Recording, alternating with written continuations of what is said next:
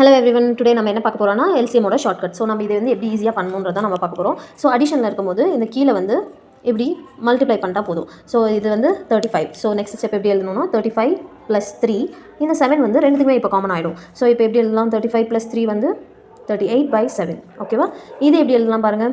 இது அடிஷனில் இருக்கும்போது எப்படி, சப்ட்ராக்ஷனில் இருக்கும்போது சேம் ஸ்டெப் தான். ஸோ கீழே இருக்க ரெண்டுத்தையும் மல்டிப்ளை பண்ணிக்கணும், இப்படி க்ராஸாக மல்டிப்ளை பண்ணிக்கணும். ஓகேவா? ஜஸ்ட் ஞாபகம் வச்சுக்கோங்க. 2 5s are 10. 10 - 7/5. ஸோ 10 - 7 வந்து 3/5. ஓகேவா? நெக்ஸ்ட் வந்து எப்படி பண்ணலாம்? இது ரெண்டுத்தையும் எல்சிஎம் எடுக்கலாமா? நோ. ஏன்னா நம்மளுக்கு இங்கே சிம்பிள் என்ன இருக்குது? மல்டிப்ளிகேஷன் இருக்குது. மல்டிப்ளிகேஷனுக்கோ டிவிஷனுக்கோ எல்சிஎம் எடுக்கக்கூடாது. ஸோ ஸ்ட்ரைட்டாகவே ஆன்சர் எழுதணும். 1 பிலாங்ஸ் டு நியூமரேட்டர். ஓகேவா? 1 5s are 5/3 தான் உங்களோட answer. So no LCM for multiplication and division. ஓகேவா? இது மட்டும் கிளியராக இருங்க. Catch you in the next video. Bye bye.